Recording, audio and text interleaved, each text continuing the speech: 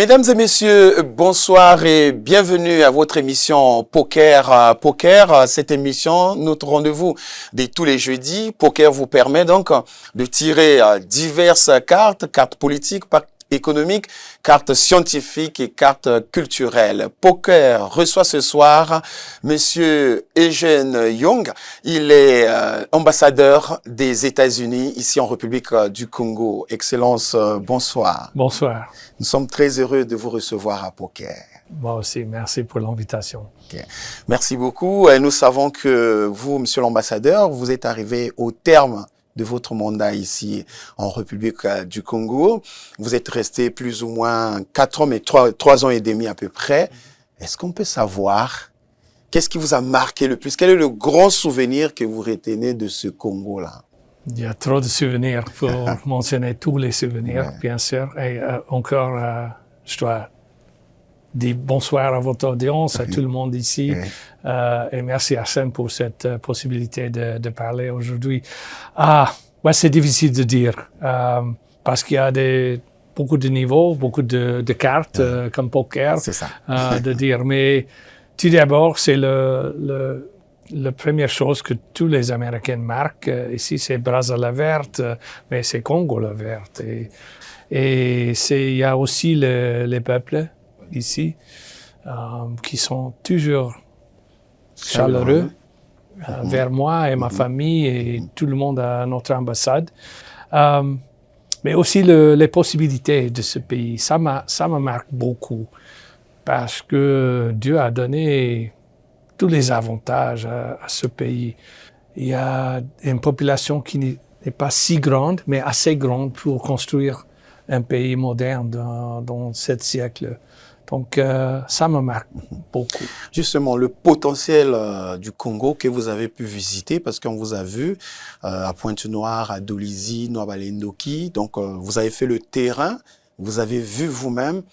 Est-ce que vous êtes surpris 65 ans après, de voir les Congolais vivre comme ça, là, un peu demander de l'aide aux États-Unis pour pouvoir vivre? Est-ce que, lorsque vous voyez le potentiel, est-ce que vous êtes surpris? Non, c'est vraiment chaque pays décide et conduit leur voie à la prospérité, à la démocratie, dans tous les niveaux d'économie. C'est pas pour moi de dire que c'est pas assez, c'est trop vite ou c'est pas assez vite. Et je peux dire que le Congo a trouvé un voie, mais il y a pas de limite pour le pays. Et je suis encore optimiste parce que les peuples sont optimistiques ici. Même quand il y a des défis, il y a des peuples qui essaient, comme vous et comme tout le monde ici, essaie de trouver les possibilités pour le pays, pour l'avancement et pour leurs familles, pour leurs enfants, d'avancer le pays. Donc, j'ai pas assez intelligent de dire non, c'est trop lent. D'accord, monsieur l'ambassadeur, c'est peut-être tout ça là aussi un peu la diplomatie, mais on sait qu'après, dans des officines réservées, vous pouvez dire directement aux autorités qui peuvent aussi accélérer pour le bonheur du peuple. Vous étiez à Dolisie, on vous a dit à Dolisie, comment on doit faire pour se développer? Et ça, c'est aussi une décision du Congo. Ouais. C'est pas une décision des États-Unis ou des autres pays. Et ça, c'est toujours mon conseil d'être plus agressif, plus actif vers notre pays, notre gouvernement et en particulier et plus important, le secteur privé aux États-Unis. On va revenir sur cette coopération entre le Congo et les États-Unis, mais d'abord, on reste un peu sur l'actualité internationale. Les États-Unis travaillent beaucoup pour aider la RDC et le Rwanda à ramener la paix à l'est de la RDC, et nous suivons de près. Mais d'autre part aussi, nous voyons le président Donald Trump qui a décidé finalement de bombarder l'Iran plutôt que de mettre ensemble Israël et l'Iran à faire la paix. Comment vous expliquez ça, 2 poids, 2 mesures? Donc, tout d'abord, le président est toujours pour la paix. Il a dit ça pendant la campagne et dès qu'il est arrivé à la Maison-Blanche. Et vous avez raison, il a fait beaucoup des actions pour améliorer la situation entre RDC et Rwanda. Et vous savez bien qu'ils ont déjà annoncé à Washington qu'il y aura des signatures d'accords avec les consultations, avec les partenaires, y compris avec M. le Président Denis Sassou Nguesso, donc, et tous les partenaires, tous les voisins, et avec l'Union africaine, etc. Notre envoyé spécial, M. Boulos, haut conseiller pour le Président pour l'Afrique, M. Boulos, il était à Libreville, il a rencontré avec le Président, mais ça c'était incroyable de voir que pas seulement M. Boulos, mais notre ministre des Affaires étrangères et notre président parlent souvent de la situation là-bas. Nous sommes engagés au plusieurs niveaux et au plus haut niveau de notre gouvernement pour faire une résolution là-bas. Il y avait beaucoup de monde qui m'a dit pendant mon mandat ici que c'est seulement les États-Unis qui peuvent faire une résolution. Moi, je ne suis pas d'accord avec ça. On a besoin d'une équipe. Les États-Unis peuvent mener, mais on a besoin de tous les partenaires africains et l'Union africaine, y compris le Congo, pour faire une résolution. Mais oui, ça c'est une priorité de président Trump. Mais pourtant, même avec l'Iran. Oui, mais la paix, tout le monde veut de la paix. Mais pourquoi le président Donald Trump a préféré bombarder les sites donc vous devez lire les choses que M. le président Trump a dit. Il a dit, il y a 60 jours, il a dit au Iran, je crois qu'il était à Riyad à cet jour, et il a dit, nous sommes prêts pour les discussions, nous sommes ouverts pour les négociations parce que nous ne voulons pas avoir une guerre avec l'Iran, nous ne cherchons pas la guerre avec l'Iran, nous cherchons la paix et la paix entre l'Iran et tous les pays dans le Moyen-Orient, parce que l'Iran est contre tous les pays là-bas. C'est pas seulement les États-Unis. Ils ont créé le chaos dans la région depuis les années 60, depuis 1979. Donc, mais le président a dit plusieurs fois, nous sommes prêts, mais si l'Iran n'est pas prêt, on va choisir un autre moyen pour assurer que l'Iran ne peut pas avoir les armes nucléaires. Et après 60 jours, ils n'ont pas répondu, ils n'étaient pas sérieux avec nous dans le domaine de la diplomatie. Et nous n'avons pas bombardé tous les endroits en Iran. C'était, je crois, 3 endroits spécifiques pour assurer qu'il ne peut pas gagner les armes nucléaires, parce que et malheureusement, il y a beaucoup de monde qui dit, pourquoi les États-Unis peuvent avoir les armes nucléaires et les autres non. Mais c'était toujours l'Iran qui a attaqué tous leurs voisins. Ils ont attaqué nos compatriotes dans les autres pays du monde, y compris aux États-Unis. Mais pour le cas quand même, c'est Israël qui a attaqué l'Iran quand même, non? Mais qui a commencé cette guerre? C'était l'Iran. C'est toujours l'Iran pendant les décennies. Qui a formé Hezbollah au Liban? C'était l'Iran. Ils ont financé Hezbollah. Qui a formé et financé Hamas à Gaza? C'est toujours. Donc les États-Unis. C'est toujours l'Iran. Vous voulez vous venger alors? Pardon, mais qui l'a? Vous voulez vous venger? Non, c'est pas. Ils ont créé les menaces dans ce quartier du monde. Mais est-ce que vous allez imposer la paix en Iran par la guerre? Est-ce que vous allez imposer la guerre? C'est pas la guerre, c'était une attaque pour terminer les mais le président Trump a promis, il a dit si l'Iran ne revient pas, c'est qu'il a ses petits, il va encore attaquer encore là. L'Iran doit faire la diplomatie ils doivent faire le dialogue. Nous espérons qu'il y aura un retour rapide donc de la paix dans cette partie du monde. Vous êtes ambassadeur des États-Unis ici en République du Congo. Ça fait 3 ans et demi. Vous êtes arrivé à la fin de votre mandat.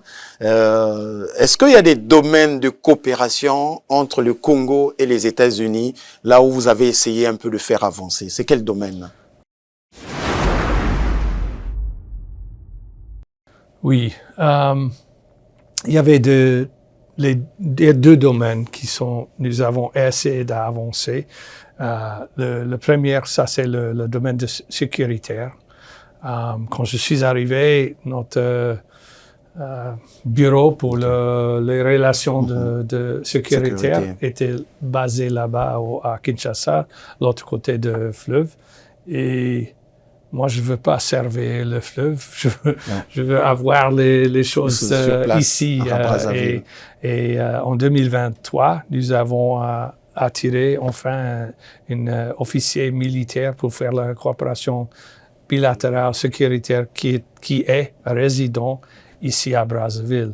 Donc, ça c'est une personne, mais il y a des avantages qui sont énormes parce qu'il a régulièrement les contacts personnels directs avec ses homologues dans le ministère de la Défense. En 2022, quand je suis arrivé, il y avait seulement un exercice entre nos forces et la force armée congolaise, c'était le Obagame Express. C'est vraiment important. Nous finançons toujours la participation de presque tous les participants, y compris le Congo, mais plus important, nous avons créé la formation, nous avons donné l'équipement pour le radar, pour la vision. Je ne peux pas décrire ces choses techniques, mais pour regarder bien les eaux du Congo dans l'océan Atlantique. Nous partageons cet océan ensemble. Donc ça, c'était toujours entre nous. Mais maintenant, il y a d'autres exercices. Au moins que 2 autres. L'année prochaine, il y aura un autre.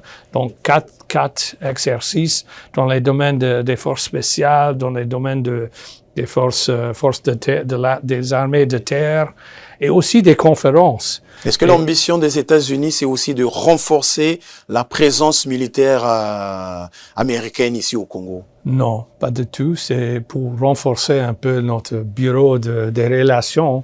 Je voudrais ajouter un autre officier un jour.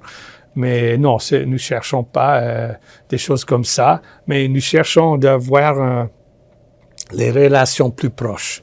Donc, nous sommes là pour ça. Et aussi, il y a des menaces tout partout pour tout le monde. Il y a des menaces de terrorisme qui n'existent pas ici au Congo, mais dans tous les pays, y compris aux États-Unis. On doit partager l'information, comprendre mieux les menaces ici et pour prévenir les menaces pour le Congo et pour eux dans notre pays. Donc, pour l'instant, les menaces terrorisme au Congo, vous n'avez pas d'informations, il n'y a pas d'activité terroriste au Congo?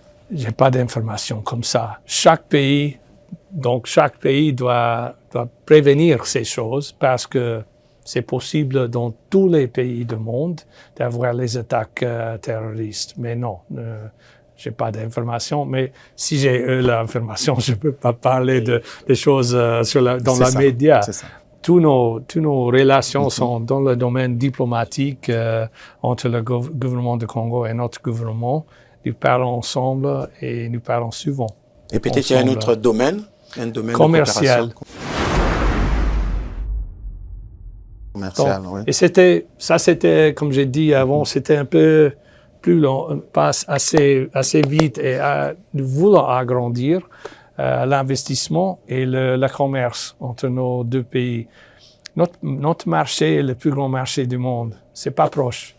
Même la Chine est clairement en 2e place et l'Europe, 2e ou 3e place. Loin, oui.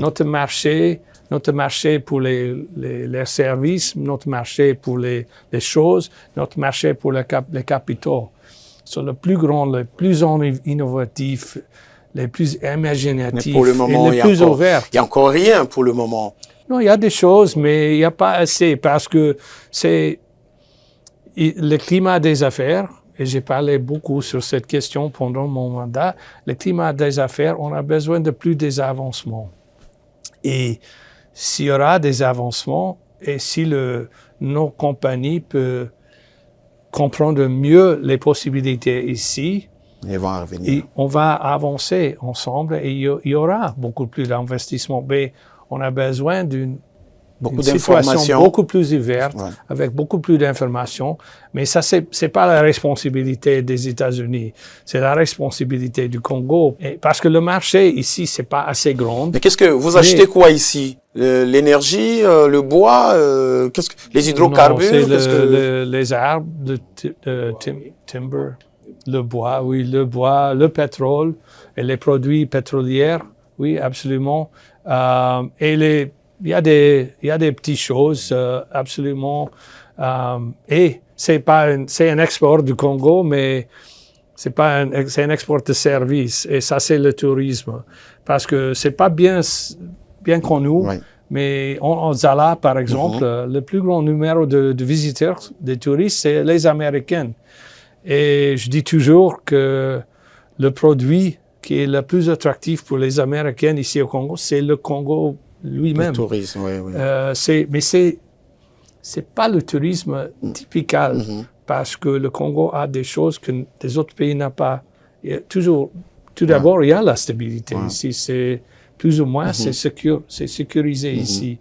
Et donc, il y a beaucoup de monde. Si les Américains comprennent un peu de cette région, ils comprennent qu'il y a un fleuve majestueux, le Congo.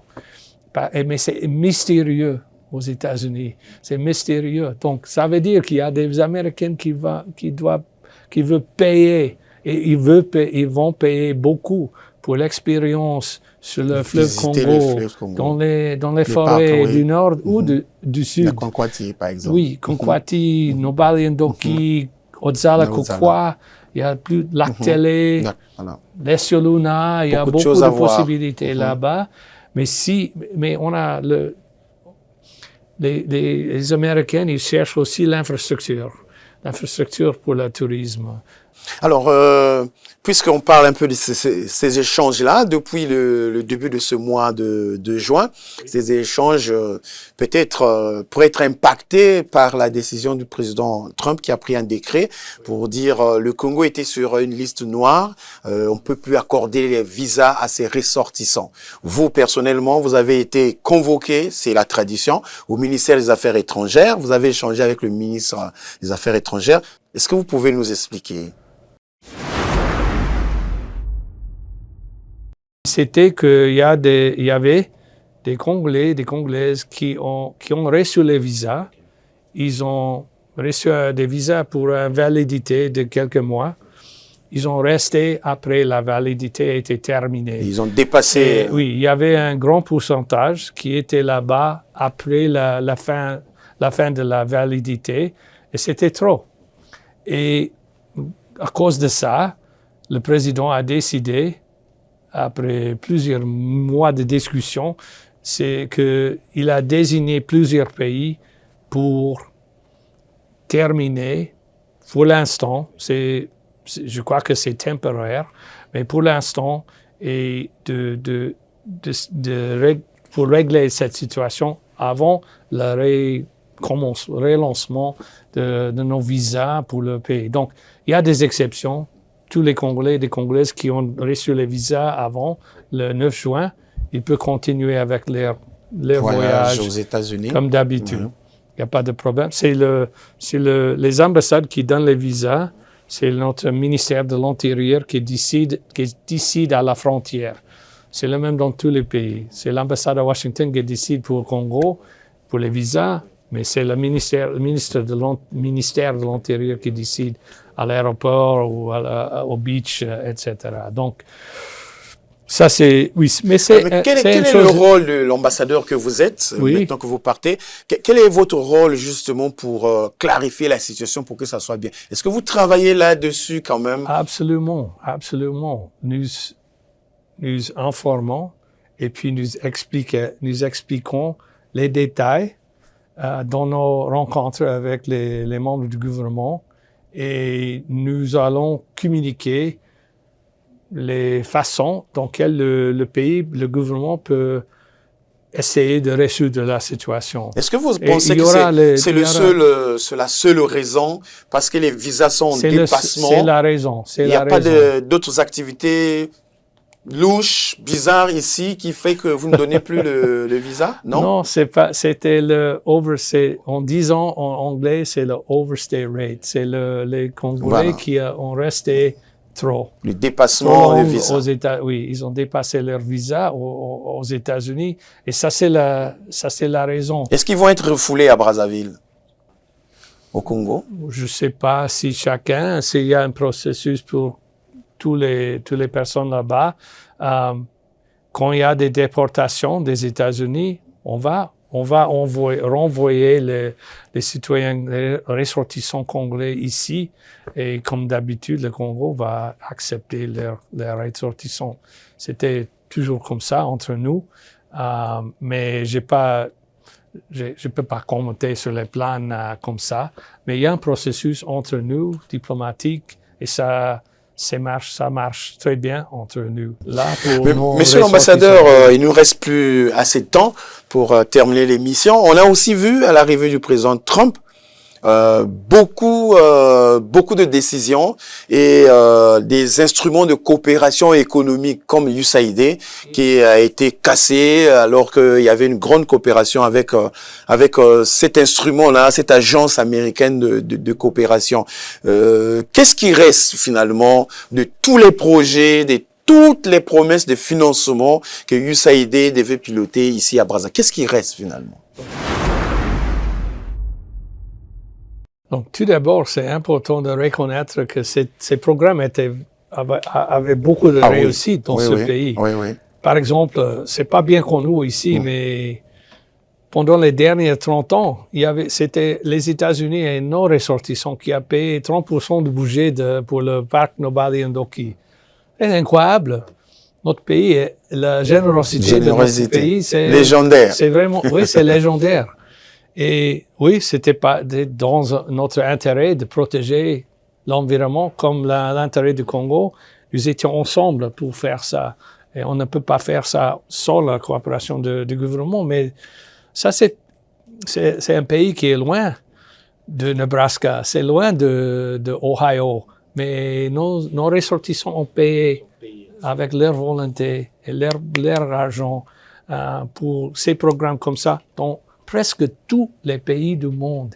Et c'était notre pays qui a financé le FMI, la Banque mondiale, toutes les agences des Nations unies, l'OMS, vous êtes le premier bailleur mondial pour financer toutes ces agences-là. Tous les programmes de peacekeeping, c'était nous qui a payé tout. Mais non, là, vous n'en voulez plus. Vous voulez plus faire comme ça. Non, nous continuons avec plusieurs programmes comme ça. Mais c'est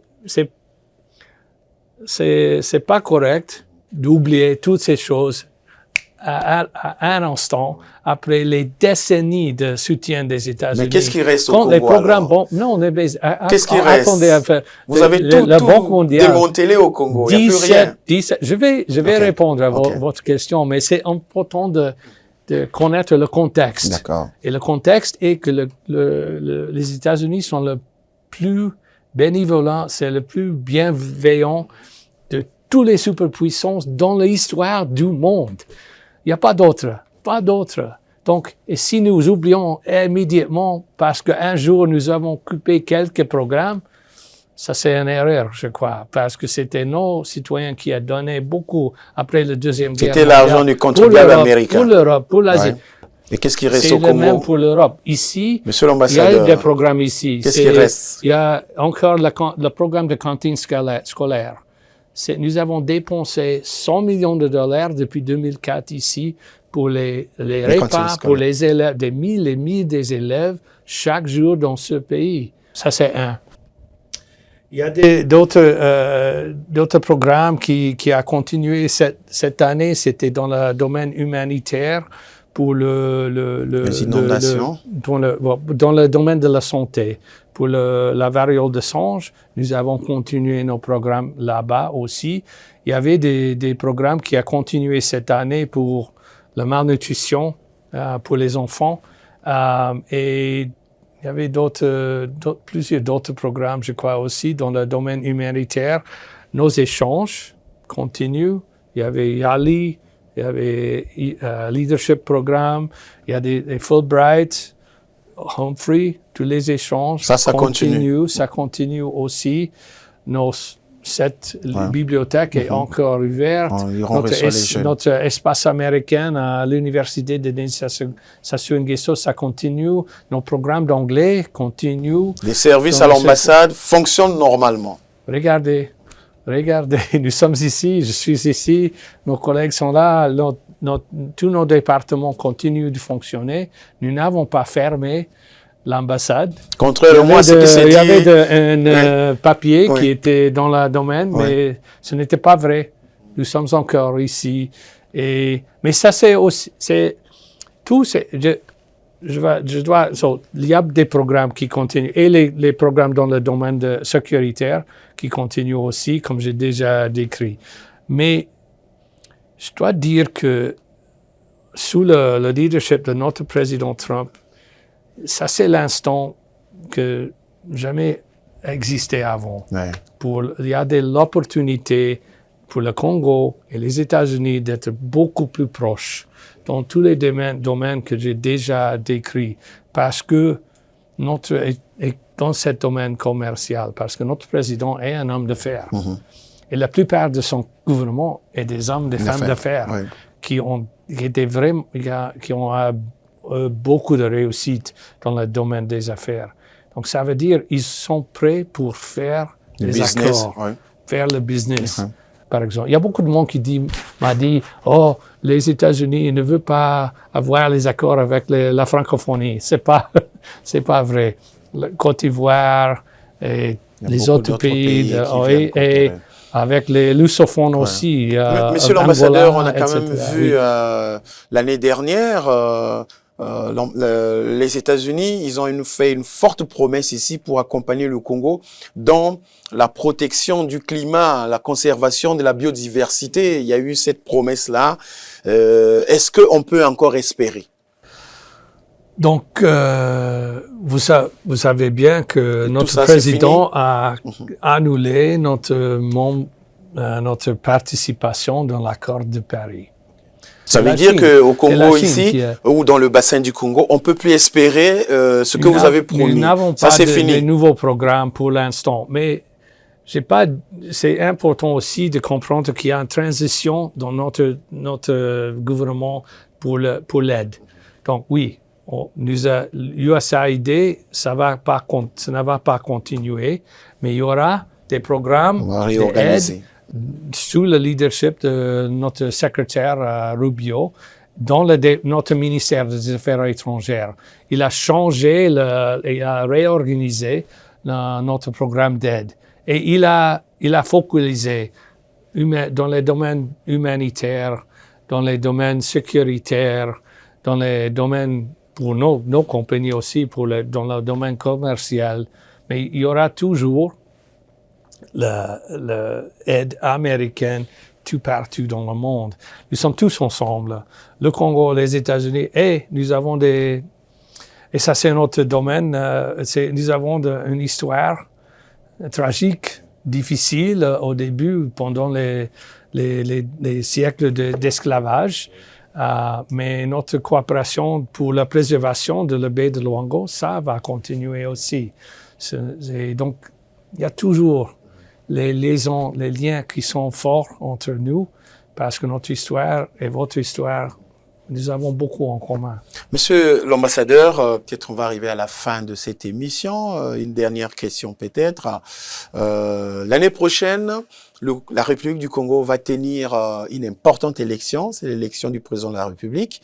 Et très souvent, les opposants réclament toujours plus de transparence, plus de liberté dans cette élection. Et on prend les États-Unis comme le modèle. Alors, vous, quand vous écoutez tout ça, certainement que vous échangez également avec les opposants, avec ceux qui sont au pouvoir. Est-ce qu'il y a une position à prendre quand même les États-Unis? Ou bien vous regardez toujours de loin? Vous voulez pas vous intéresser à ce qui se passe au Congo? Well, nous suivons toujours dans tous les pays du monde. Ça, c'est un de mon travail comme ambassadeur ici, de comprendre mieux la situation politique et de communiquer cette situation à Washington pour informer. Nous voulons, tout d'abord, c'est une question pour les Congolais, pour les Congolaises, les ressortissants du Congo. Et il y a des lois, il y a une constitution, et j'espère que il y aura une élection ouverte, une élection juste pour le pays. Mais c'est chaque pays. Il y a pas un modèle. Et c'est pas pour la France de dire, les États-Unis de dire, pour la Russie, la Chine. C'est pour les citoyens ici de décider. J'espère que ça sera en toute sécurité avec le pays et que tout le monde qui veut participer peut participer. Évidemment. Ça, c'est on cherche toujours dans tous les pays un peu plus de démocratie comme à notre pays. Mais merci à votre audience. Et c'était pour finir. C'était un très bon mandat ici, très bonne expérience pour moi et ma famille dans ce pays. Mes enfants, ils ont 15 et 13 ans. Ils ont, eux, la possibilité d'avoir une expérience unique pour les Américains. Moi et ma famille, nous souhaitons un bon avenir parce que c'est possible ici. Nous sommes optimistes pour l'avenir de ce pays. Et pour moi aussi, personnellement, c'est la meilleure expérience de ma carrière. D'être ambassadeur pour mon pays, tout d'abord, c'est un grand honneur. Et d'être ici, dans un pays qui, j'espère, va avancer. Dans le futur. Ça, j'ai hâte de revenir un jour et de regarder tous les avancements. Les choses avancent. Merci Monsieur l'ambassadeur pour ces témoignages que le Congo vous a fait du bien pendant les 3 dernières années que vous êtes restés ici. Mesdames et messieurs, donc nous sommes arrivés à la fin de cette émission Poker. Poker recevait pour vous ce soir Monsieur Eugène Young. Il est ambassadeur des États-Unis en République du Congo, arrivé en fin de mandat. Il nous a donc accordé cette interview exclusive. Avec lui, nous avons donc fait le tour de la coopération entre les deux pays, cette question sur les visas et également les difficultés aujourd'hui économiques. Beaucoup de programmes qui ont été suspendus par l'administration américaine. Et donc, les rendez-vous de tous les jeudis est arrivé à la fin. Merci et à la semaine prochaine.